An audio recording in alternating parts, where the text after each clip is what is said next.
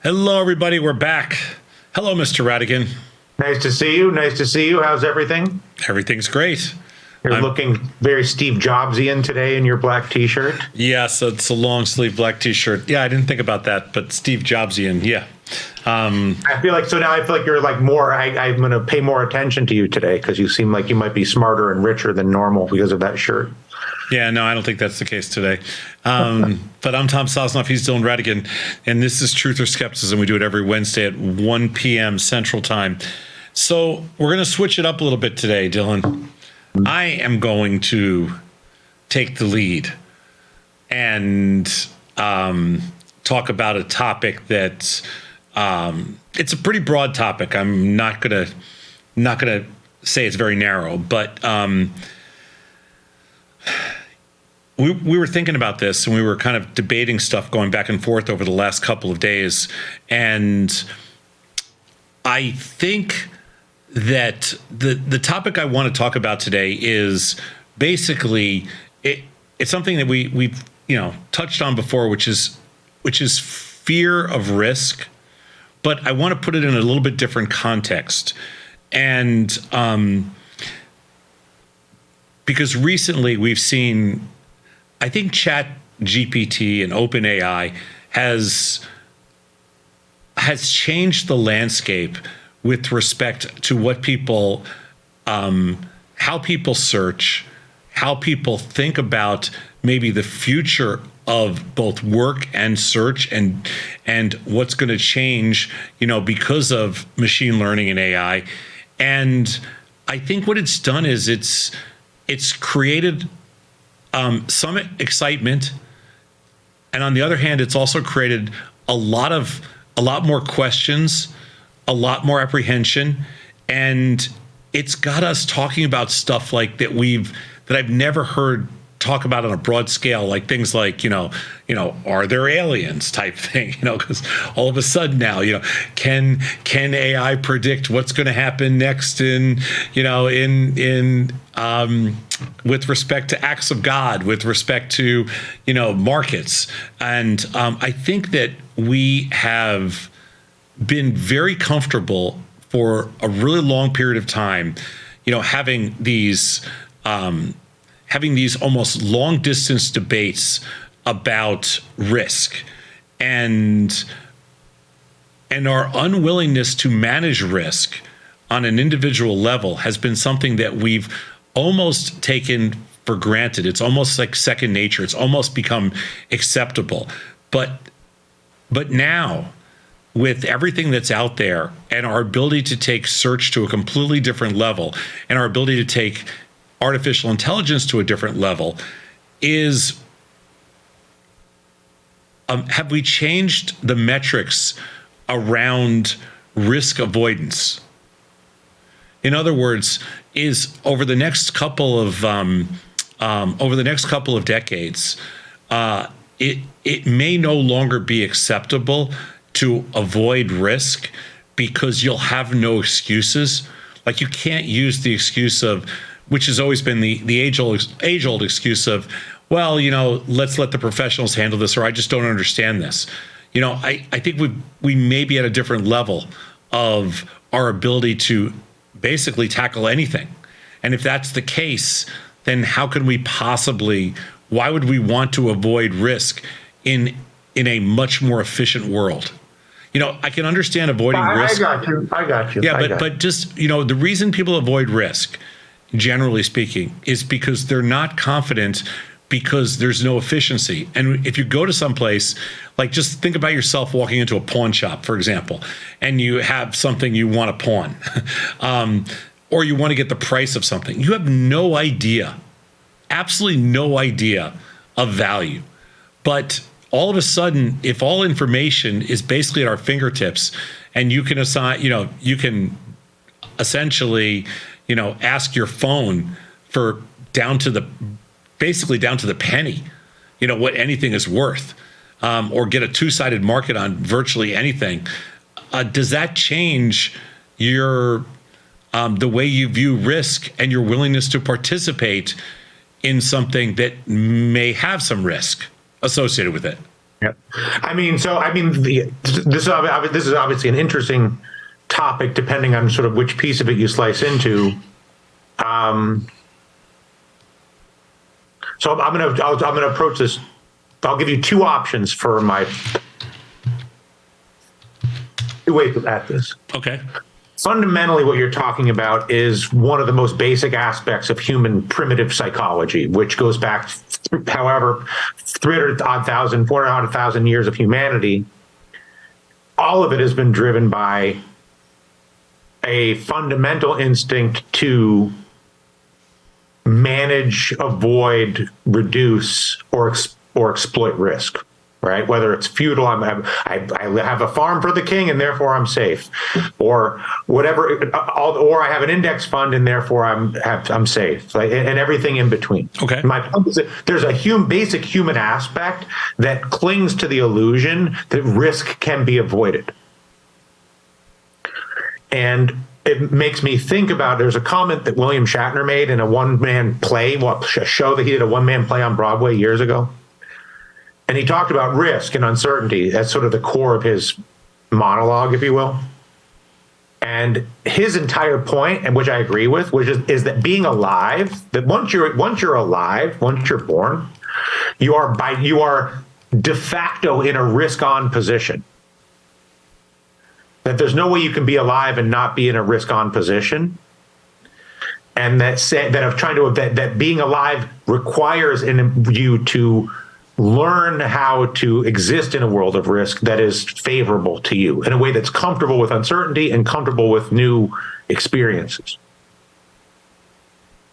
I think that the financial industry, more than any other industry, has preyed upon the human desire to have the illusion of no risk. And I think that's why it's a multi-billion-dollar industry. I mean, multi-hundred billion, right? Where it's like, because you're E.F. Hutton or Charles Schwab or Morgan Stanley or whatever, you're now de-risked because somebody smarter than you is in charge, or the index fund is in charge, or whatever. The second component is you have a huge difference in the generations. Let's say call half generations. It's 15 years from you to me. It's 15 years from me to the next tick, and then it's 15 years to another tick. So let's call it 4 ticks in terms of generational context. And you and I have a tremendous amount in common because the rate of change was slow. We both grew up pre-digital, all those things. So my point is, I think that the younger generation that's more native to all of this, they're much more in a risk-on position. It's the asset holders that are midlife that are the most aggressive in creating distortions to avoid risk, which I think is actually the most dangerous possible thing. In other words, I think the illusion of risk management is vastly more dangerous than any decision that's made in a risk-on mentality. Because of the focus, by definition, the focus creates a higher probability of better decision-making and better situational awareness. Because if you know you're in a risk-on position, you're going to be more situationally aware and more focused.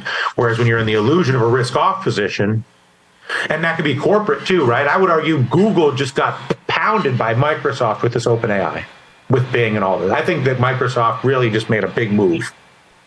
Biggest move in a long time with the ChatGPT, and the ChatGPT as the base prompt engine to run Bing, which I think that because ChatGPT, I think that Microsoft made a big move, and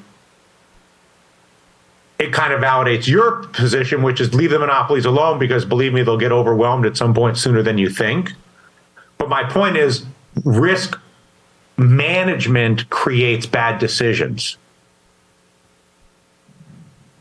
Meaning, I wouldn't say risk management, I would say risk, the perception that because I've got Tom, or because I've got Morgan Stanley, or because I've got something, that I don't have to pay attention to this thing, creates worse outcomes. I would say that the avoidance the avoidance of risk, our natural instincts, like you just mentioned, for most people, are to avoid risk, and because of that, we actually end up taking more risk because Exactly. you don't, it's just that You add risk by avoiding risk. You Exactly. actually reduce risk. exactly, and I think that as much as we can all sit back and say, because I've been in this situation many times myself, like as much as we want to all sit back and say, hey, you know what, this is a crappy risk reward. One of the things that I've learned in being in business for a long time, running lots of different companies, is that every time we look back at something and we say, you know what, it was a really good move not doing this deal. Every time we look backwards and we say it was a really good move not doing this deal, I know it was a bad move. I know every time that, even like, there are situations where we were trying to buy, like I can think of a couple different situations where we were trying to buy another company. One company we were trying to buy was, I'll just give you an example. I won't say the name of the company, but it was a $20 million deal. And today they're almost out of business. It's like maybe like 7 years ago. And I would say that it's a really, and we didn't do the deal. And I would say that it's a really bad thing that we didn't do the deal. Like, we should have done that deal because we would have made something out of it. There was another deal that we looked at just 3 years ago, and it was a big deal. It was like $400 million. And we were about to pull the trigger and something else came up and we didn't do the deal. And the company went to a couple $1 billion. Now it's back down to, a couple $100 million. But like, I regret not doing that deal, even though like it could have really hurt us or really helped us. I don't really know. But I always regret every deal that we back out of that I feel like we should have done, that looks like it's great that we didn't do it. And in the end, I know it's really bad that we didn't do it. We should have done it. I know that sounds crazy, but I look back at every single deal. And so I told this to Christy once. We were talking and we were debating on a deal that we were looking at. And I looked at her, I said, every single deal that we have a chance to do that we both like, we should do. Because every single deal, in one way or another, whether it's a good deal or bad deal, somehow works out. It helps you. You have to do everything. Which is that, and that's William Shatner, right? Yeah. William Shatner did a whole thing where he's like, you are now alive, and therefore you're in a risk-on position, and quite honestly, as a result, you are effed, right? Like, you are screwed. You're not screwed. You have to do everything. That's why. Therefore, every time you have an opportunity that is compelling, even if it's scary, you want to reach for the word yes. That's why when somebody says to you, let's do this, like, it's could be just something personal. Somebody says, let's go to the game today. Let's go to the park today. Let's go to the park. And you say, no, I don't want to. I just want to hang out. I don't want to do anything. Like, every one of those decisions not to do something is a bad decision. That was his whole point. And I think, and that goes back, that goes back to the primitive, going back hundreds of thousands of years. Saying no creates the illusion of risk management because it perpetuates the inertia of staying wherever you are at that moment, whether it's in the house or out of the house or whatever. And saying yes requires you to inherently go through the friction of changing wherever you are to wherever you're going to be and doing whatever you're doing to whatever you're going to do. And that, I think, creates a psychological those are brain waves. So people that say yes a lot are more likely to say yes more of the time. And people that say no a lot are more likely to, it's basically self-perpetuating. So I would argue that, like, the more you can teach the children, this is going to be full philosophical, but the more you can teach the children to say yes to small things, or the more you can say to yourself as an adult to say yes to small things, like you said, yes, I will go to the game, or yes, I will go to the park, or yes, I will drive to the country this weekend, or yes, I will walk in the city in downtown, or whatever. That those small yeses make it much easier to say yes to the $400 million M&A deal, or the job in Australia, or the financial position in a Tracy Works account. Yeah, so one of the reasons that Google and Facebook were so successful, and to a certain extent Microsoft, same thing, and to a certain extent Apple and everything else, is because people love to pull up like, oh man, these guys got, they got burnt. They did the Motorola deal and lost $10 billion, or they did, the WhatsApp deal and lost blah, blah, blah. The reality is you have to have that mentality. You have to have that mentality. Like you have to have the mentality of Google bought like a company a day for a couple of years. Facebook bought like a company every other day for a couple of years. You have to have that mentality. It's the same mentality it actually goes into sports. And, the team I can think of is like the 49ers. They traded 3 first-round draft picks for this quarterback that gets hurt. But this other quarterback that they picked up, just pick up everybody. Like these teams that make the most deals, that are just constantly 10 players. They just bring as many yeses as they can into the locker room. Just bring everybody in. Don't overthink this. It's not rocket science. Nobody knows. And nobody actually knows anyway, so you might as well just get more looks. That's right. If the last player in the draft can beat the first player in the draft, long term, then nobody knows.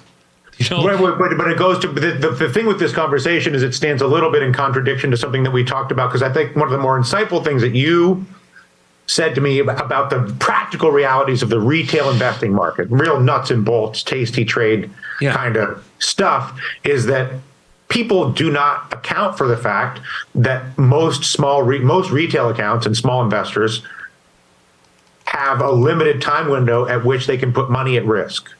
And so because they have a limited time window, because in other words, they're not Warren Buffett or even Tom Sosnoff, and they can't endure years of risk and resetting and re-rolling and all these things. And if you're in that position, which is 99% of the people, you can only say yes to things up to the point you can't, some of your yeses have to come up. You need winning tickets to keep playing, even if they're small tickets. Yeah. So there's but it doesn't have to be with financial reward. It doesn't have to be. Agreed. I'm just saying you need benefits. The yeses have to have. They can't all be on the floor with the peanut shells at the end of the day, whatever the yeses are. So the other piece to it that I'm going to argue is that current generations, the younger generations, don't have any tolerance for risk, because they've had no experience with risk. And so I feel like they have less tolerance than the older generations. I think older generations are, and this goes even globally, I think have a much greater risk tolerance than younger generations. I don't think they have any tolerance for risk. Which manifests how? What would be evidence of that, in your opinion? Things in life are different today, and there are more. There's more is known. So we talked about AI. We talked about how easy it is to. Well, let's say more is knowable. We've moved to a world where you don't need to learn anything other than how to do prompts for if you're good at doing fine. If you're good at doing prompts, you'll be fine. If you know how to ask questions, you'll be great. More is knowable, and the cost of acquiring that know-how is greater. So because you don't have any money when you're younger, you feel like there's an obligation not to disappoint and not to take risks. So I think that there's more pressure not to take risks than there is to take risk. But what's evidence? I agree. But give me some. So I feel like anecdote. I will. So I feel like when I was growing up, kids had to fend for themselves. You could ask your parents for something small, like $5. I mean, literally, you could ask for $5. If you wanted to go to Europe with your buddies and somehow you saved up, a few $100s to be able to do it, you lived on $5 a day. Didn't matter where you slept or anything. I think that, or if you wanted to go, take a trip, 30 minutes from your house, you had $2, literally $2. I think that it was much more of, we all fended for ourselves so that we were used to taking risk right out of the chute. I think it's much more difficult in today's society. I think it's hard for young people to fend for themselves. The cost of fending for yourself is outrageous now. And right, it's impossible. The point is that you can't, there's not a life. There used to be a life for somebody without money who was young. Yeah. It's interesting and exciting and had mobility and it's very true. And you could, you used to be able to fend for yourself. You can't do that anymore. And so it's a different world. So you have different obligations and you have different expectations because of those obligations. And so you are on a risk avoidance track, and it's very hard to get off that risk avoidance track into a risk-taking track. So brutal. It's almost impossible. That's what I'm saying. It's like you got to get it when they're young. Right, where it's like there's to this point where you have a generation. If what you're saying is right, you have a generation that's not going to be risk. They're going to be risk avoidant forever. Yeah, that's the challenges. Now you'll get certain things that happen. You'll get certain things that happen, and there's certain movements, and there's certain emotions, and there's certain things that whether it's a meme stop type thing or it's crypto, in the financial world, or it's betting in the, sports world or something else, you'll have certain things where people can, learn to take a little bit of risk, but it's almost unnatural. And, and we have to get back to where, we see it all the time when we hire young people now. It is very difficult for them to accept, why are we doing this? We see it all the time, when we build new projects. It's like, why are we doing this? We're taking too much risk. There's too much risk. You're saying, why are we, we're fine how we are? Why are we doing this? Exactly. We're fine how we are. Why are we doing this? I'm trying to do a deal right now on something. We're trying to build something, and I have to go in front of our board, and the argument is, the board says, why do we need this? And my response is because we need to do things. Well, yeah, but your response is the reason we have everything we already have is because we always do this. That is my response. But lucky thing I have the credibility to be able to say that. Nobody else can. Right. So how do you get stuff done? That's the hard part. I use bully tactics. I use brute force and just say, hey, you know what? That's the reason we're here today. But other people, that's very hard. You don't have that. You don't have that credibility.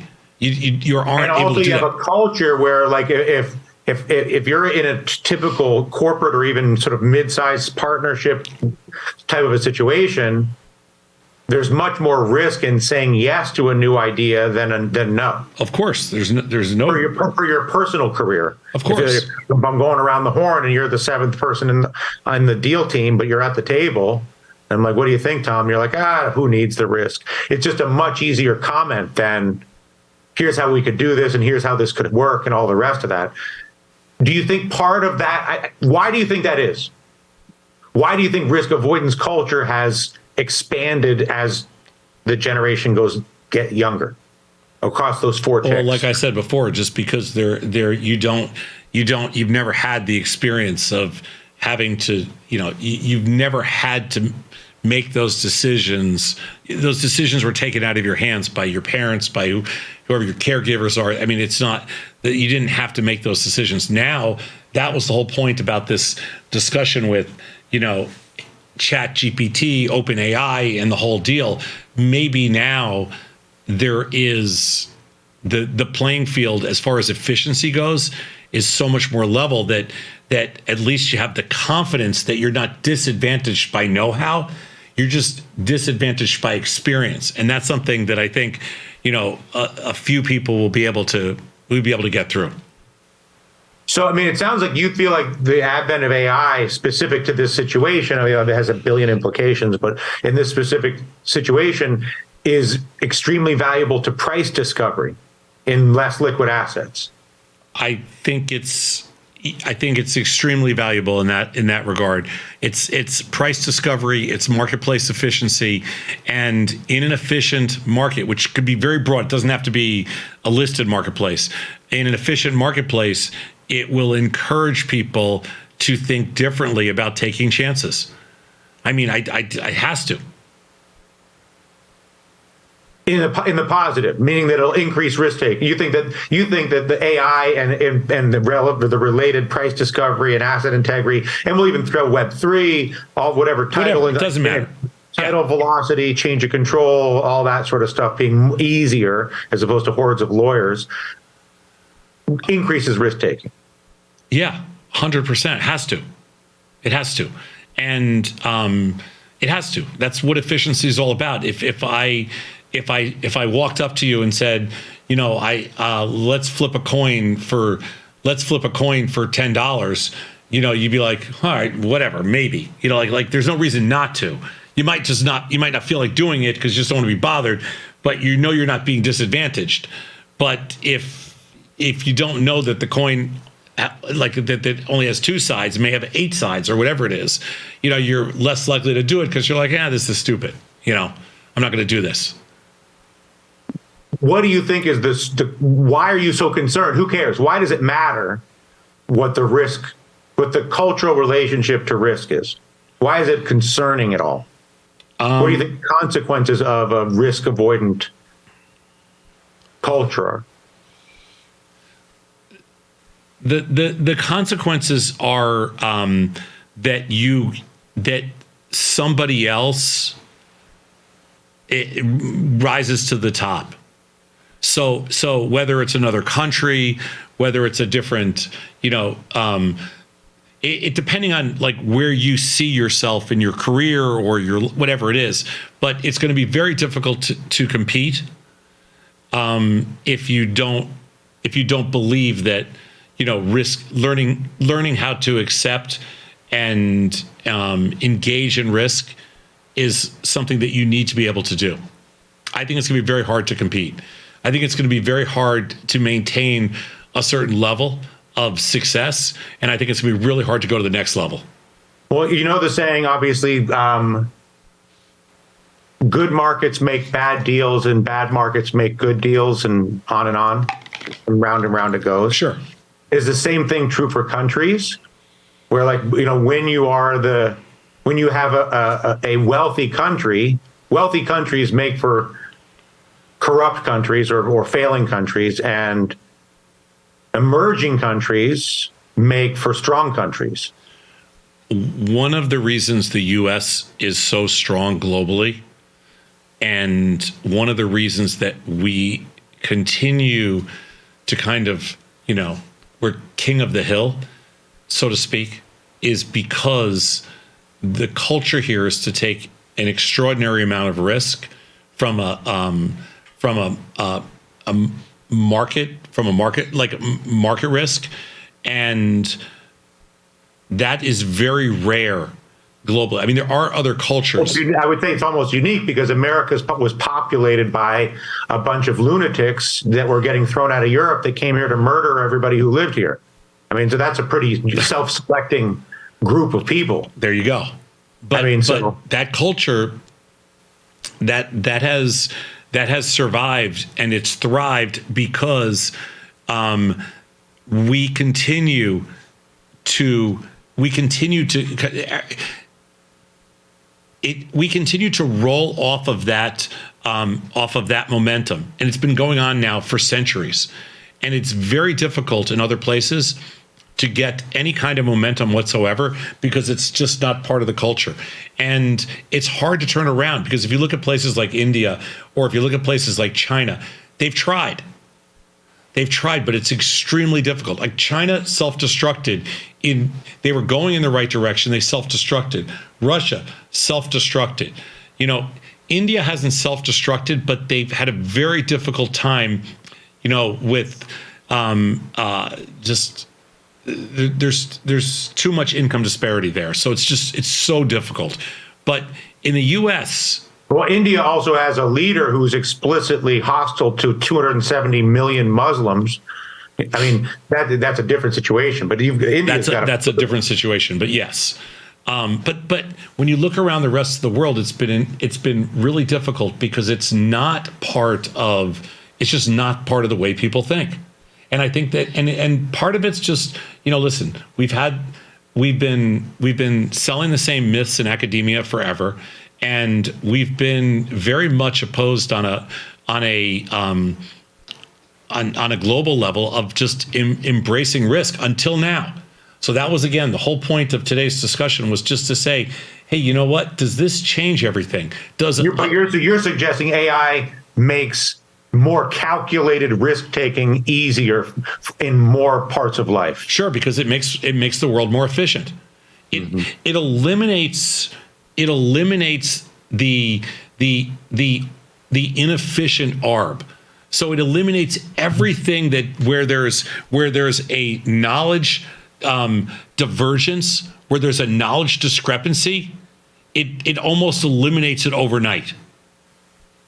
I used to think this, but then I looked at the real estate market, which I assumed would be because the 6% standard sales commission on all these real estate transactions, to me, is an absurdity in terms of the amount of money that goes through the broker in the real estate market. And I would have assumed that technology would have compressed that spread. It will. But it hasn't, and it's been decades. I know. You know what I'm saying? It will.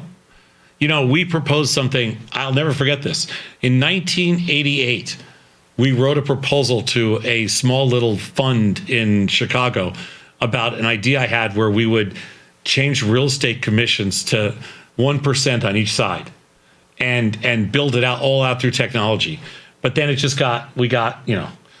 got hung up on a million other things. But that was 19. But you and a lot of people. I mean, my point is. No, I understand that. Right, I get it. But my point is, it hasn't worked. Even the people that didn't get distracted and tried to do a version of what you're doing. Even Zillow, I feel like Zillow theoretically would be in a great position. Can't do it. It's about to work. I know it hasn't worked yet, but it's about to work. The real estate market is on the verge. The real estate industry is on the verge of price contraction. It's going to happen. And it's I understand why it's so slow, but it's about to happen. Do you think that the Chat GPT will, in other words? Yeah, I do. I'm using the slow rate of change on real estate to suggest maybe the rate of change is not as high as we might anticipate in these ARBs that you're talking about. Yeah, it's too new. I think that forget about ChatGPT, but just talking about AI in general, the move towards the industry move towards that space right now is going to change every inefficient market. It's going to be, unavoidable. The reason it won't touch finance is because there are no fees left in finance, and there's no inefficiency in the market because there's too much money chasing it. Real estate market is still, it's basically a liquid. It's completely inefficient, and any market like that is going to become, down. You're going to have penny-wide markets or dollar-wide markets on, multi-million-dollar estates. That's what it's going to come down to. Mm-hmm. It's a $3 million estate is going to trade with a $10 to $20 wide market.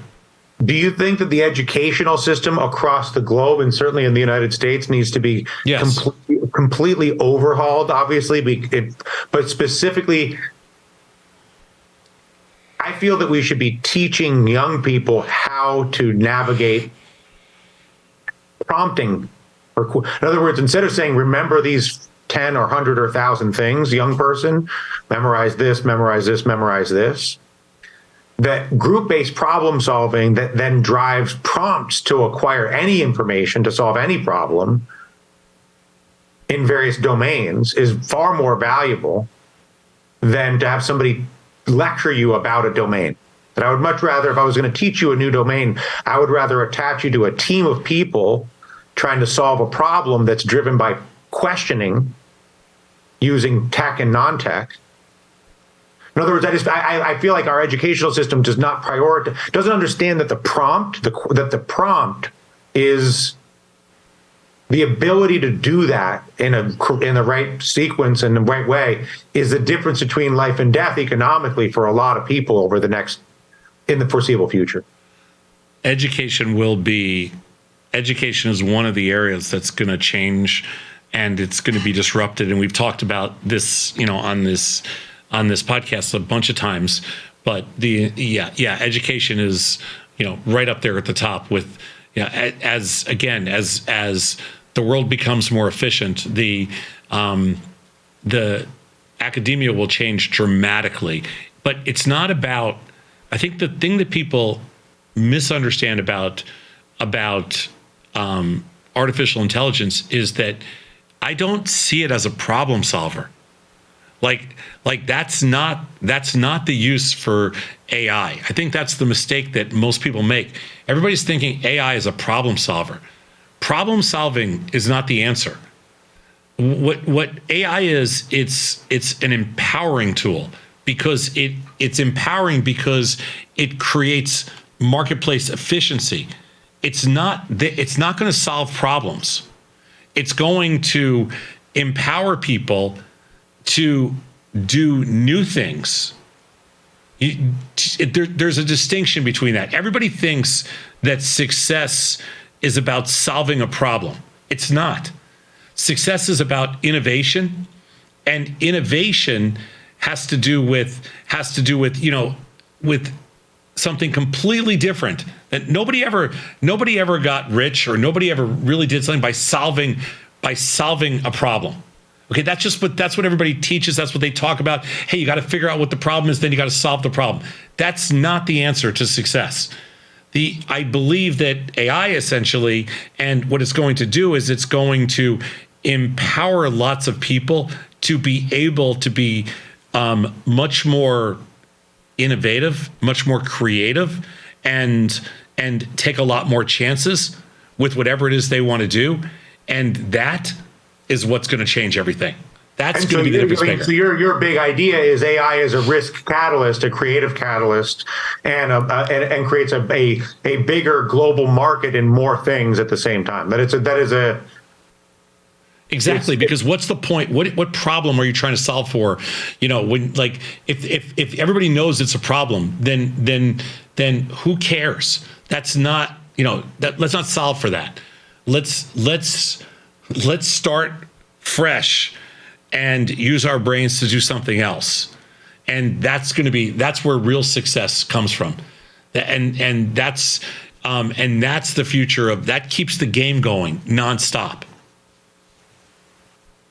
Yeah, I would argue that the country that really benefits the most is the one that's able to most quickly adapt its educational system toward this type of understanding of what teaching is. And I don't know which country that's going to be. I don't know enough about the world's educational systems. That's very hard for everybody because it's incredibly expensive and it's incredibly difficult to change curriculum. It just doesn't happen. The amount of money that it's required. But this is not even curriculum. This is like a paradigm shift in what it even means to be a teacher, which is even more impossible. Yeah. Because you're like a team leader who's driving, it's like a whole different thing. Yeah. Well, I have a bunch of ideas about that. That could be a topic for a different time. Like how do you there's a lot of stuff on. Well, there was a great study at MIT a few years ago that talked about how people, there's teaching and there's education, and then there's how human beings learn. And they looked at the delta between how human beings learn, which they studied, and what we do what teaching and education are. And it was as you would imagine, a catastrophic mismatch, right? Because learning happens first of all, a lot of learning, the best learning, if you believe the study, which there's more, is kids teaching other kids, older children teaching younger children. The age desegregate, the fact that you have children segregated by age in your system is inherently a massive flaw. Because the kids are more likely to learn, an 8-year-old's more likely to learn from a 10 or 11 or a 12-year-old than a 25 or a 35-year-old. In terms of a lot of, I mean, not the history of the world or whatever, but in how to navigate decision making and all those things. And so they found that when they did age desegregated group based problem solving, where they're like, here's a task, you have to do this many math things, this many reading things, but whether it's math or reading or whatever, it's all secondary to the fact that you've got to whatever build the battleship or something or whatever the project is. And it was stunning how much more learning was happening in age desegregated group-based problem solving compared to anything else. Yeah. Which I think ChatGPT is very supportive of that exact paradigm for teaching, for learning. Exactly. Yeah, it's kind of a really fascinating. It makes the future to me so much more interesting, almost overnight. Because it also means that companies that have the right attitude are not going to be limited to, like, the lines just got blurred. It's very gray now between, know-how and expertise used to have all this power, and the lines just got blurred.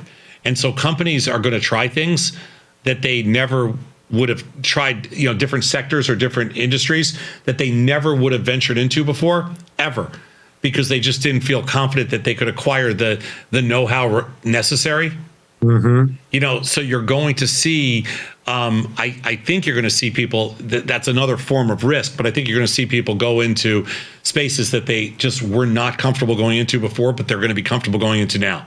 Right, well, because especially when you think about the fact that a lot of management teams and CEOs especially consider one of their best skill sets to be, organizing process engineering around some interlocking set of expertise or domain expertise.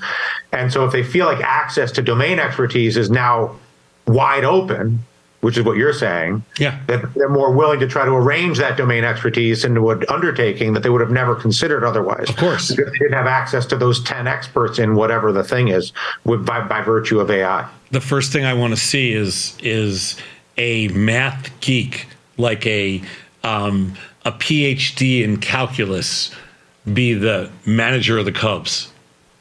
And just to prove this, because just running 10 laptops, each of which is an expert AI portal to some domain. Well, because it's really simple to pull up all the data on any single player and everything. So it's more somebody that can process the math as opposed to anything else. And one of the things you see with a lot of old football coaches and baseball coaches and stuff, like, these guys are, they're old school, but they can't add. The math doesn't make any sense to them. I just want to see like a 25-year-old PhD in rocket scientist come in and have 7 different computers set up and go, hey, this is what we're going with. The math plays out. Moneyball 2.0. Well, it is Moneyball. It may be 2.0, 3.0, whatever it is. But that's going to be the future of. Now, there's also an emotional element to being CEO and all this other kind of stuff, but there is a future out there in the world of business, which is the CEOs and people like that are going to look very different. It'll be a very different world. No, I agree. It's because it's he or she who can manage the AI wins. Yes, exactly. Right. It's a contest now to see who can learn how to be a good AI manager. Well, there's more to it. You're going to have some people skills and some other things, but it's going to be a lot different than it was, the 65 or 75-year-old, person with a ton of experience isn't going to be as necessary. Or the gut instinct on the pitcher from the old man, the scout. Yeah. Less relevant. Yeah. Yeah, good discussion. Different. I don't know. It's less fun. I think it's more fun when the old man has it. He's like, this guy, look at the way this guy throws the ball, Charlie. It's going to be. But I recognize it's a foolish proposition at best. Sure. But you understand, it's sort of like, it's like the end of the combustion engine, as necessary as it is, and as beautiful as the electric cars are. The sound of a Ferrari is still the sound of a Ferrari. Yeah, that's okay. They'll be around. Still, that's not going to go away. just different world. I'm Tom Sosnoff. He's Dylan Radigan. This is Truth or Skepticism every Wednesday. Thanks for joining us. It'll be the sound of a Ferrari software playing on a speaker in the back. Yeah, why not? That's what my Tesla does. It makes sounds. It does. All right, we'll see you next week. Thanks, Dylan.